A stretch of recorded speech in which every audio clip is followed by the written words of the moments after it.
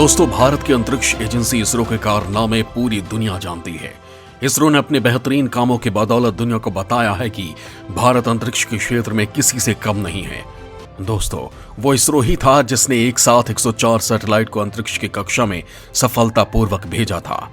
इसरो के काम और तकनीक का अंदाजा इसी बात से लगाया जा सकता है कि उसने अपनी पहली ही कोशिश में मंगल मिशन में कामयाबी हासिल की थी, जबकि ऐसा अमेरिका, रूस और चीन जैसे देश भी नहीं कर पाए थे।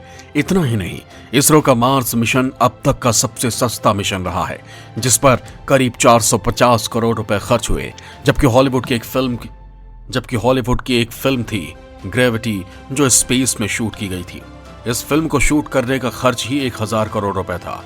दोस्तों, साल 1975 में देश का पहला उपग्रह आर्यभट्ट अंतरिक्ष में भेजा गया था। इसका नाम महान भारतीय खगोल शास्त्री के नाम पर रखा गया था। इस सैटेलाइट को कॉस्मोस 3 प्रक्षेपण वाहन के जरिए कास्पुतिन यान से प्रक्षेपित किया गया था। सबसे खास बात यह है कि इस उपग्रह का निर्माण पूरी तरह से भारत में ही हुआ था और तब से लेकर आज तक इसरो रोज नए कीर्तिमान बना रहा है। दोस्तों, अब इसरो कुछ ऐसा करने जा रहा है जिसकी वजह से इसरो का नाम अमेरिका की नासा और रूस की रोसकॉस्मोस से भी ऊपर हो जाएगा। दोस्तों, तकनीक के क्षेत्र में इसरो इतनी बड़ी छलांग लगाने की तैयारी में है कि वो इन सब से आगे निकल जाएगा। वैसे इसरो के नाम कई उपलब्धियां दर्ज हैं, लेकिन 2008 में इसरो ने मिशन चंद्रयान को सफलतापूर्वक लॉन्च कर इतिहास रचा था। 22 अक्टूबर 2008 को स्वदेश निर्मित इस मानव रहित अंतरिक्ष यान को चांद पर भेजा गया था। इससे पहले ऐसा सिर्फ 6 देश ही कर पाए थे और अब इसरो चंद्रयान 3 मिशन की तैयारी में लगा हुआ है। अगले साल इस मिशन को लॉन्च किया जाना है, लेकिन वक्त के साथ इसरो ने खुद को तकनीकी रूप से इतना डेवलप कर लिया है कि अब वो कुछ ऐसी तकनीकों पर काम कर रहा है जो हॉलीवुड की साइंस फिक्शन फिल्मों की कल्पना को भी पीछे छोड़ देगी, जो स्टार ट्रैक की काल्पनिक तकनीकों को हकीकत का आकार दे सकता है और कई मायनों में उन्हें भी पीछे छोड़ सकता है। दोस्तों, आज के इस वीडियो में मैं आप लोगों को इसरो की इसी नई तकनीक के बारे में बताने वाला हूं, जिसको जानकर आप चौंक जाएंगे, क्योंकि इस तरह की तकनीक अभी तक आप लोगों ने फिल्मों में ही देखी होगी, लेकिन अब आप लोगों को ये तकनीक सच में देखने को मिलेगी, और वो भी भारत के स्पेस कार्यक्रम में। तो दोस्तों, दिल थाम के बैठिएगा, क्योंकि आज का ये वीडियो कुछ खास होने वाला है। वीडियो को स्किप मत करिए। अगर आप लोगों ने ऐसा किया तो आप इन नई तकनीकों के बारे में जान नहीं पाएंगे जिस पर इसरो काम कर रहा है। तो बने रहिए हमारे साथ। तकनीक को अपग्रेड करने में लगा इसरो बनाएगा हैक ना होने वाले संचार सिस्टम। रीयूजेबल रॉकेट की जगह इसरो बनाएगा सेल्फ ईटिंग रॉकेट। दोस्तों, आने वाले कुछ सालों में भारत की अंतरिक्ष एजेंसी कुछ ऐसी तकनीक के साथ मैदान में उतरने वाली है जिसके बारे में आपने सुना ही होगा, और अगर देखा भी होगा तो सिर्फ साई-फाई फिल्मों में। लेकिन अब आप लोगों को ये तकनीक इसरो के साथ भारत के अंतरिक्ष कार्यक्रमों में देखने को मिल सकेगी। जी हाँ दोस्तों, आने वाले समय के लिए इसरो ने जो विजन दुनिया के सामने रखा है, उसमें तकनीक का ऐसा कमाल है जिसे देखकर आप लोग भी सन्न रह जाएंगे। दरअसल दोस्तों, इसरो भविष्य की तकनीकों पर काम कर रहा है। वो खुद से खत्म होने वाले रॉकेट्स और सैटेलाइट बनाने के तरीके खोज रहा है। इसके साथ हैक न हो सकने वाली संचार प्रणाली विकसित करने की योजना बना रहा है, ताकि वो नासा और रोसकॉस्मोस से रेस कर सके।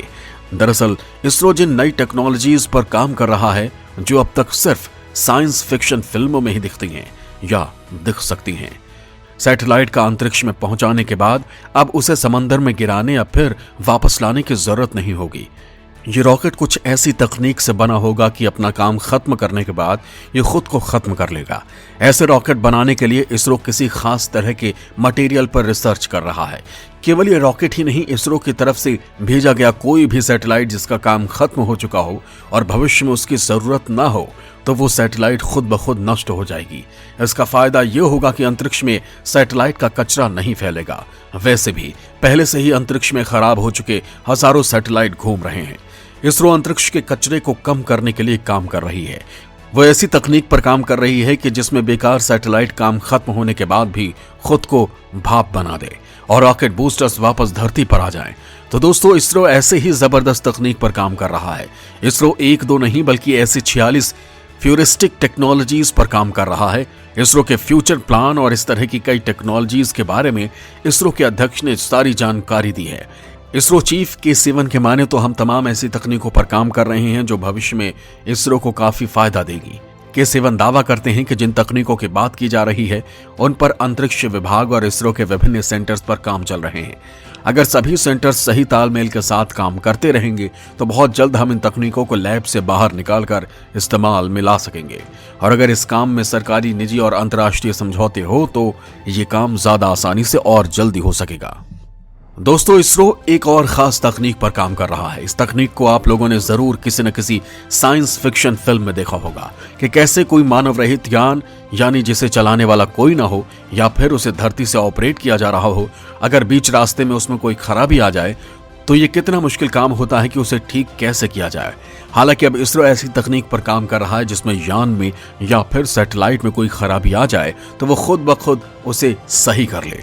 यकीन मानिए, मेरी ये बात सुनकर आपका दिमाग भी सन्न हो गया होगा और आप लोग सोच रहे होंगे कि ऐसा कैसे हो सकता है। दोस्तों, इसरो के दिमाग की उपज है कि अगर इसरो सोच रहा है तो वो ऐसा कर भी सकता है। इसरो चीफ के के मुताबिक इसरो ऐसी तकनीक पर काम कर रहा है जिसमें रॉकेट खुद में आई गड़बड़ियों को खुद ही ठीक कर सके। सीवन के माने तो जब रॉकेट उड़ान भरते हैं तो कभी कभी उनमें कुछ गड़बड़ियां आ जाती हैं। सेल्फ हीलिंग मटेरियल से ये खुद ही अपनी गड़बड़ियों को दूर कर सकते हैं। इन सब के अलावा भी इसरो कई सारी तकनीकों पर काम कर रहा है। इन तकनीकों के बारे में के ने खुलकर बताया है। सीवन के माने तो इसरो स्पेस सेक्टर में नई तकनीकों की खोज और उन्हें लागू करने में लगा है। सीवन ने कई तरह की नई तकनीकों का जिक्र भी किया, जैसे क्वांटम आधारित सैटेलाइट। इसरो अभी ये सैटेलाइट बनाएगा, जबकि अमेरिका ने हाल ही में ऐसे एक सैटेलाइट का इस्तेमाल किया है। इसके अलावा quantum radar, self इंटिंग rocket, humanoid robot, अंतरिक्ष आधारित solar power, intelligent satellite, space vehicles, artificial intelligence आधारित स्पेस एप्लीकेशन जैसी तकनीकें। दोस्तों, जरा सोचिए, अगर इसरो को इन तकनीकों को बनाने में कामयाबी मिल जाएगी तो आने वाले समय में भारत का स्पेस कार्यक्रम कितना हाईटेक होगा। इन सब तकनीकों से इसरो ने अभी तक क्वांटम संचार प्रणाली का ट्रायल करना शुरू कर दिया है। इसरो ने इस साल 300 मीटर की दूरी तक लेजर लाइट के जरिए संदेश भेजने का सफल परीक्षण किया था। इसके बाद इस तकनीक को सैटेलाइट में फिट किया जाएगा। इतना ताकतवर लेजर लाइट यंत्र बनाया जाएगा जो धरती की कक्षा से जमीन तक लेजर फेंक सके। हालांकि ये इतना जल्दी नहीं होगा, इसमें काफी समय लग सकता है। वहीं चीन के पास पहले से ही मीसियस नाम का सैटेलाइट है जो इस तकनीक पर काम करता है। उसने लैब में 404 किलोमीटर तक संदेश भेजने में सफलता पाई थी। यानी चीन की स्पेस एजेंसी इस मामले में भारत से काफी आगे चल रही है, लेकिन सब मामलों में नहीं, क्योंकि भारत ने मंगल पर अपना मिशन 2014 में ही भेज दिया था, जबकि चीन ने पिछले साल अपना मिशन मंगल लॉन्च किया था, जो इस साल मंगल की कक्षा में स्थापित हुआ है। दोस्तों, इसरो इन बेहतरीन तकनीकों पर तो काम कर ही रहा है, इसके साथ ही वो अपने आने वाले मिशन को लेकर भी पूरी जी जान से जुटा हुआ है, क्योंकि अगले साल भारत के कई अहम मिशन होने वाले हैं, जिनमें चंद्रयान 3 और गगनयान जैसे मिशन शामिल हैं। कोरोना के बाद लगे लॉकडाउन की वजह से इसरो के इस मिशन में देरी हुई है, लेकिन इसके बाद भी इसरो इन मिशन को जल्द पूरा करने में तेजी से लगा हुआ है।